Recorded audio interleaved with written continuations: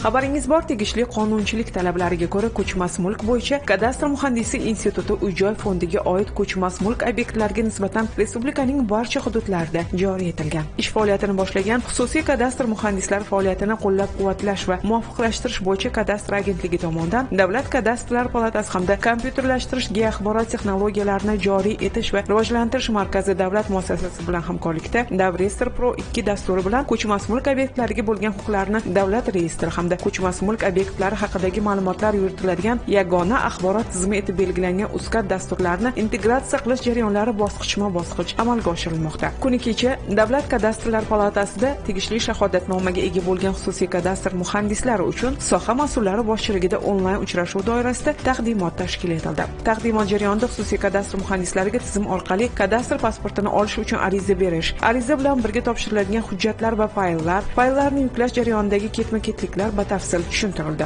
Bu bilan xususiy kadastr muhandislari endilikda quyidagi ishlarni amalga oshirishlari mumkin bo'ladi.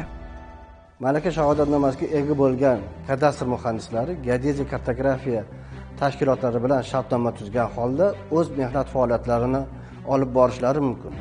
Ularning vazifalari nimadan iborat? Turar joy ko'chmas mulkka nisbatan kadastr yig'ma jildini shakllantirib, buning natijasida kadastr pasportini olib, fuqarolarga kadastr xizmatini ko'rsatish faoliyatini olib borishi mumkin.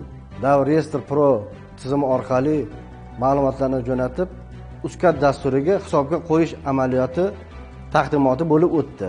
Endi bundan keyin kadastr muhandislari bemalol o'z faoliyatlarini shu tizimlar orqali amalga oshirish imkoniyatiga ega bo'ldilar.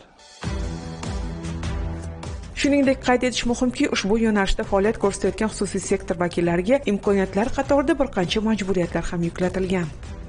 Xususiy kadastr muhandislari tomonidan tayyorlangan ko'chmas mulkka nisbatan ma'lumotlarga kadastr muhandislarining o'zi javobgar hisoblanadi. Ular bergan ma'lumotlarni hisobga qo'yish jarayonida bo'ladigan xatoliklarga kadastr filiallari javobgarligi belgilanganligini eslatib qo'yamiz.